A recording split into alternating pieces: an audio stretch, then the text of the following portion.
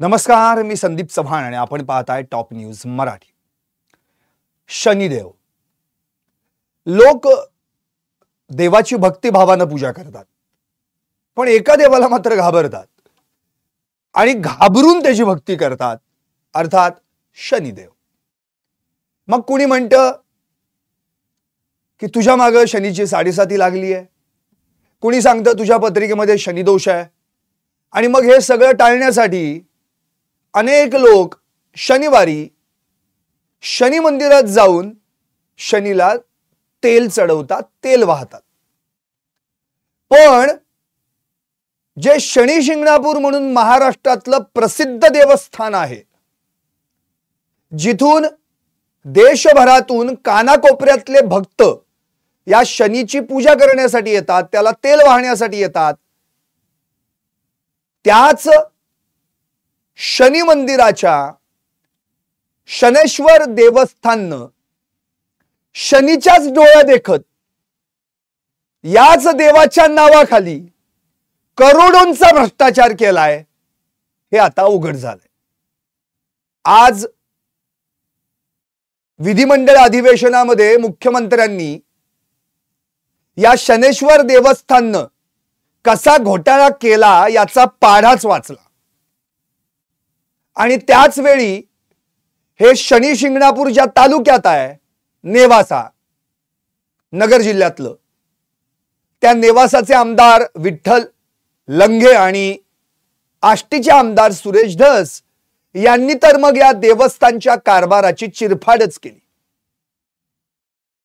Bogus app शिवाय bogus कर्मचारी या सगळ्या प्रकारांतून या देवस्थानच्या विश्वस्त मंडळानं कसं शनिदेवाच्या नावाखाली भक्तांना लुटलं, हेच या घोटाळ्यातून आता उघड झालं। त्यामुळे माझं लाईव्हच आजचं यावर आहे, या विश्वस्तांना तेल लावून मारा। शनिदेवालाही सोडलं नाही हो, शनेश्वर देवस्थानकडून कोट्यवधींचा भ्रष्टाचार। आता नेमकं काय घडलं याकडे लक्ष देऊ। एकतर मुळात आपल्या सर्वांनाच माहिती आहे की महाराष्ट्रातलं प्रसिद्ध असं देवस्थान, असं मंदिर जे शनीचं म्हणून ओळखलं जातं, शनी शिंगणापूर। आपल्याला याच्या आधी त्याच्याबद्दल बऱ्याच आख्यायिका देखील ऐकायला मिळतात की या गावात म्हणे कधीच चोरी होत नाही, कोणत्याही घराला कडी कोंडा नाही।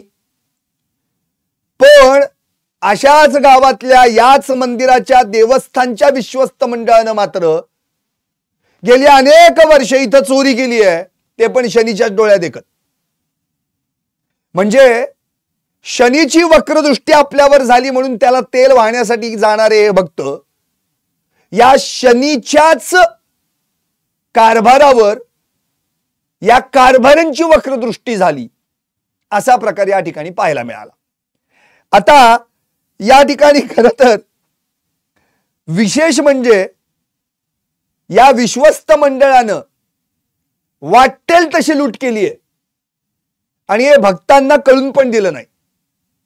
शेवटी याच्याबद्दल जेव्हा उपोषणं झाली, आंदोलनं झाली, हे घोटाळे बाहेर यायला लागले, त्यावेळी या देवस्थानला होणारं दान आणि त्याचा खर्च कुठे कुठे झाला, किंवा या देवस्थानचा कारभार तरी नेमका कसा आहे, हे पाहण्यासाठी एक चौकशी समिती नेमण्यात आली, आणि त्या चौकशी समितीचा अहवाल दस्तूर खुद्द मुख्यमंत्र्यांना प्राप्त झाल्यानंतर त्यांनी त्या अहवालाचा पाढाच वाचला।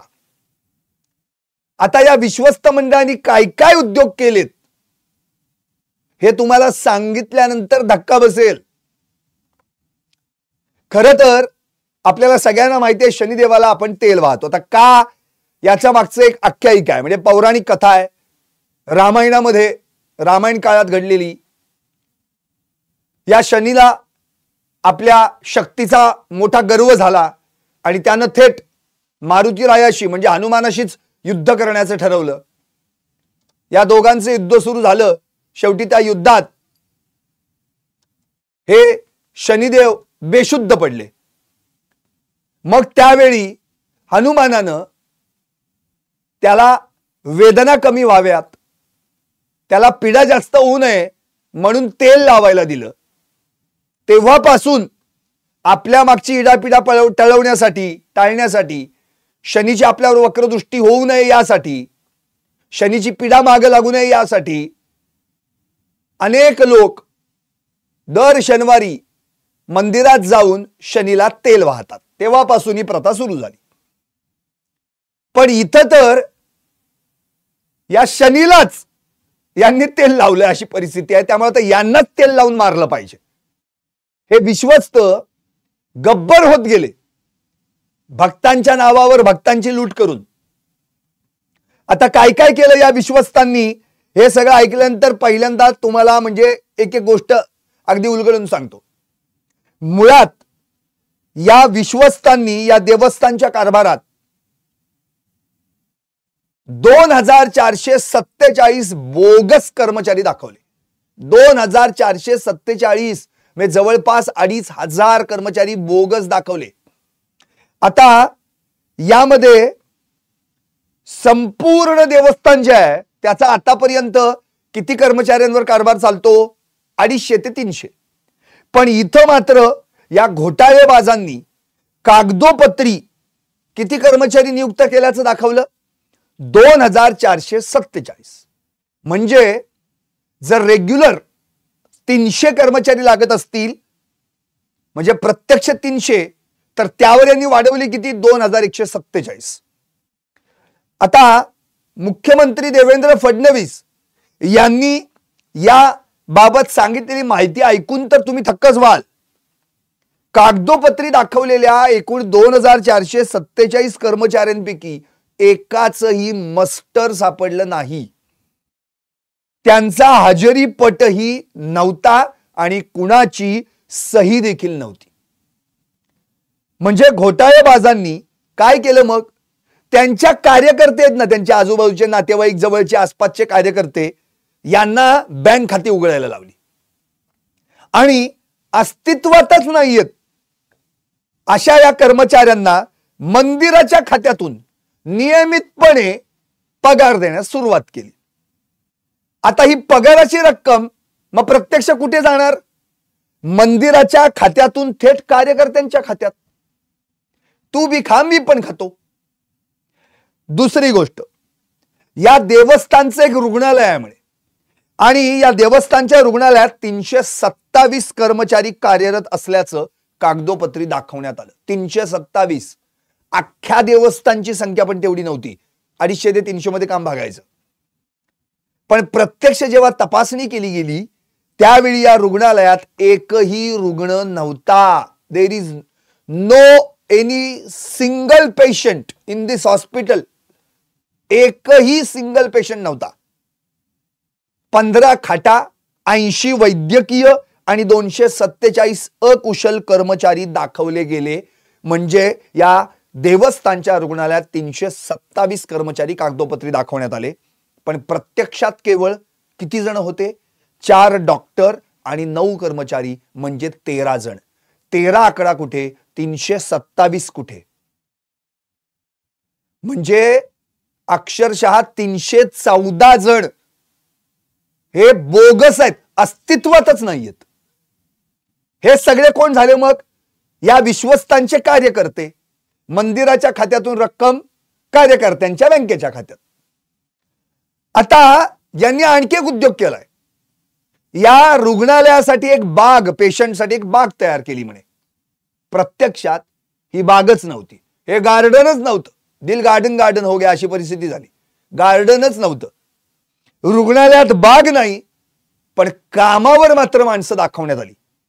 रुग्णालयात अस्तित्वातच नसलेल्या या अदृश्य बागेच्या देखरेखीसाठी यांनी कर्मचारी किती नेमले? 80. म्हणजे एकतर बागच नाही, बाग नसल्यानं कर्मचारी असण्याचा प्रश्नच येत नाही. पण जी बाग अदृश्यच आहे त्या बागेवर प्रत्यक्ष 80 जण काम करतायत असं दाखवलं, तेही अदृश्यच. म्हणजे कागदोपत्रीच पैसा यांच्या पुन्हा बँकेच्या कार्यकर्त्यांच्या खात्यात.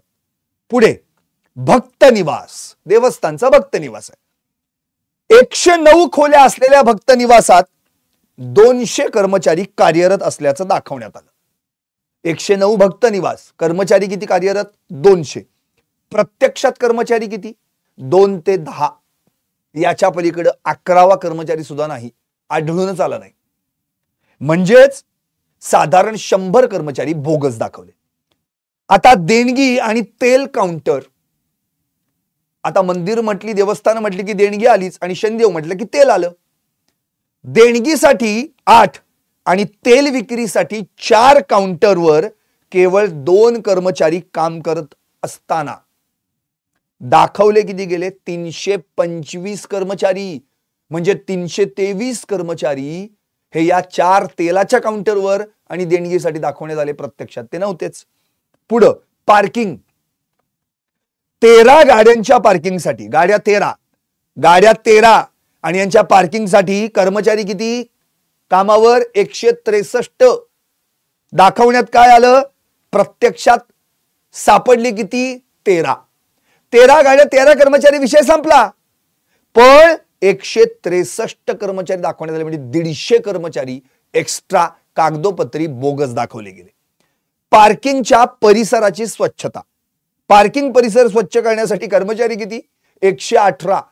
13 गाड्यांसाठी 163 कर्मचारी आणि पार्किंग परिसराची स्वच्छता करण्यासाठी 118 कर्मचारी. वाहन कर्मचारी. देवस्थानच्या 13 वाहनांसाठी 176 कर्मचारी दाखवण्यात आले. आता विद्युत विभाग म्हणजेच वीज, लाईट, काय येणं जाणं, जनरेटर वगैरे यासाठी विद्युत विभागात 200 कर्मचारी दाखवण्यात आले. वृक्ष संवर्धन, झाडे लावा, झाडे जगवा योजना तर अतिशय उत्तम, पण या विभागात दाखवण्यात आले 83 कर्मचारी. प्रत्यक्षात एकही नव्हता. मग एकही नसेल तर एकही झाड नसणार ना. शेती विभाग, शेती विभागात दाखवण्यात आले 65 कर्मचारी. पाणी विभाग, पाणी पुरवठा विभागात दाखवण्यात आले 79 कर्मचारी. गोशाळा विभाग, गोशाळा विभागात प्रत्यक्षात दाखवले 82 कर्मचारी आणि 26 कर्मचारी त्यातली रात्री 1 नंतर कामावर येतात असं सांगण्यात आलं. म्हणजे किती लबाडपणा केलाय बघा. शिवाय सुरक्षा विभाग, सुरक्षा विभागात 315 कर्मचारी दाखवण्यात आले. प्रसादालय, जिथं महाप्रसादाचं वाटप केलं जातं किंवा प्रसाद दिला जातो भक्तांना, प्रसादालयात 97 कर्मचारी दाखवले. ते कुठेही दिसून आले नाहीत. आता हे सगळं झालं देवस्थानच्या या अनागोंदी कारभाराबद्दल, जिथं बोगस कर्मचारी दाखवले गेले 2447. आता एवढे कर्मचारी दाखवल्या गेल्यानंतर आणखी पैसा कुठून लुटलाय बघा. आता देवस्थानच या विश्वस्त मंडळानं बोगस ऍप करून भक्तांना कसं लुटलं बघा. एक ओरिजिनल ऍप आहेच, त्याच्या जोडीला 3-3, 4-4 ऍप. श्री मंदिर, उत्सव ऍप, वामा, घर मंदिर, शेमारू अशी काही app duplicate, dummy, bogus app तयार केले गेले. प्रत्येक ऍप मधील भक्तगणांची संख्या सुमारे 3 लाखाच्या आसपास आहे. आणि पूजे अर्चेसाठी प्रत्येक भक्तानं किती भरायचे, त्यात किती टाकायचे? 1800 रुपये, प्रत्येकी 1800 रुपये. आता त्यांनी 1800 रुपये कशासाठी टाकायचे? पूजे अर्चेसाठी. ते टाकले की त्याला या व्हॉट्सअपवरनं मेसेज पाठवणार, तुमचा असा असा अभिषेक झाला, पूजा अर्चा झालेली आहे आणि ही तुम्हाला काहीतरी रिसीट पावती मिळते. आता मला सांगा, ऍपची संख्या गुणिले भक्तगणांची संख्या, मी मगाशी सांगितलं एक ऍप 3 लाखाच्या वरती भक्तगण, गुणिले 1800 रुपये, कितीला जातो हा प्रकार? 500 कोटींच्या घरात जातोय. एवढे यांनी पैसे लुटले फक्त ऍपच्या नावाखाली. पुढं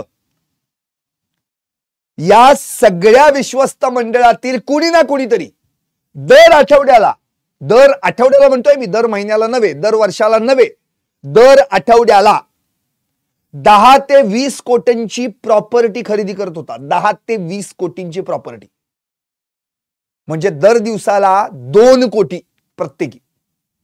एवढा पैसा यांच्याकडे आला कसा? हाच कारभार. पुढे नकली ऍप तयार करायचं, भाविकांकडून पूजेसाठी पैसे घ्यायचे आणि त्यामागून भक्तांना लुटायचं. नेवासाचे आमदार विठ्ठल लंके आणि सुरेश धस आष्टीचे आमदार या दोघांनीही हा सगळा कच्चा चिट्टाच खोलून काढला. आता हे सगळं झाल्यानंतर विश्वस्त मंडळातील सदस्यांकडून जे काही हे सगळे घोटाळे झालेले आहेत, 1 जून महिन्यात मागच्या अशा पद्धतीनं 36 कोटींपेक्षा जास्त रुपये उकळण्यात आले आणि भक्तांची फसवणूक करण्यात आली. बनावट QR कोड आणि बोगस पावत्या छापणाऱ्यांवर कारवाई करावी अशी मागणी यावेळी आमदार विठ्ठल लंगे यांनी केली आहे. सुरेश धस यांनी तर स्पष्टपणेच म्हटलंय 500 कोटींची जी रक्कम गोळा करण्यात आली त्यावर केवळ IT ऍक्ट लागेल, त्यामुळे फौजदारीची देखील कारवाई यांच्यावर व्हावी. त्यावर मुख्यमंत्र्यांनी स्पष्ट सांगितलेलं आहे सायबर पोलीस याचा तपास करतायत. आता जे 10 ते 20 कोटींची प्रॉपर्टी दर आठवड्याला खरेदी करतायत त्यांच्या विरोधात सुद्धा या ठिकाणी सुरेश धस यांनी मागणी केली आहे की विश्वस्त मंडळच बरखास्त करून टाका. त्यावर मुख्यमंत्र्यांनी म्हटलंय जे ट्रस्टी लोकसेवक या संज्ञेत येत असतील त्यांच्या अपसंपत्तीची चौकशी 100% केली जाईल. आणि त्यावर मुख्यमंत्र्यांनी थेट म्हटलंय या प्रकरणी FIR दाखल करण्यात आली आहे, विश्वस्तांच्या मालमत्तेची चौकशी होणार आहे आणि या प्रकरणी अंतिम सुनावणी धर्मादाय आयुक्तांकडे आहे. FIR दाखल करण्यासह मंदिर विश्वस्ताच्या मालमत्तेचीही चौकशी केली जाणार आहे. शिवाय या सगळ्या प्रकरणामध्ये फौजदारी गुन्हा देखील दाखल केला जाईल. शिवाय सगळ्यात महत्त्वाचं म्हणजे मुख्यमंत्र्यांनी शेवटी असं म्हटलेलं आहे देवाच्या नावाने जे भ्रष्टाचार करतात त्यांना त्यांची जागा दाखवणार असा इशारा देखील त्यांनी देऊन टाकलाय. आता मला इतकंच म्हणायचंय हे सगळं जे काही घडलंय, शनिदेवाला आपण न्याय देवता म्हणतो, ती न्यायाची देवता आहे. जो जसं कर्म करतो तसं त्याला तो फळ देतो. इथं शनिदेवावरच अन्याय झाला नाही का? ज्याच्या गावात कधी चोरी होत नाही, ज्याच्या गावातल्या घराला कडी कोंड्या लागत नाही, आज त्याच शनिदेवाच्या मंदिरात म्हणजे जिथं प्रत्यक्षात शनी राहतो तिथंच या विश्वस्तांनी चोरी केली. आता या सगळ्या शनिदेवाच्या भक्तांना लुटणाऱ्या या विश्वस्तांना तेल लावूनच मारलं पाहिजे, याच्या पलीकडे काही नाही. त्यामुळं आता या चोरांना शनिदेव नेमकी काय शिक्षा देतो याचीच उत्सुकता आता शिंगणापूर वासियांसह अख्ख्या महाराष्ट्राला लागू राहिली. कारण हे असले प्रताप देवस्थानच्या नावाखाली जे चालू आहेत, या जोडीलाच बरीचशी देवस्थान आहेत, तिथे देखील अशी लूट चालते का, तिथे देखील असे प्रकार चालतात का, आता हाही मुद्दा समोर येणार आहे. त्यामुळे महाराष्ट्र सरकारला विनंती आहे जितकी काही देवस्थान आहेत त्या सगळ्यांची चौकशी व्हायला पाहिजे. प्रत्येक चौकशी समिती नेमून तिथल्या देवस्थानचा कारभार कसा चालतो हे देखील पाहिलं पाहिजे. शनी शिंगणापुरात प्रत्यक्ष शनिदेवाची फसवणूक करणाऱ्या या विश्वस्तांना खरंच तेल लावून मारा, कारण यांनी चक्क शनिदेवालाही सोडलं नाही हो. पाहत राहा टॉप न्यूज मराठी, आपला महाराष्ट्र आपली बात.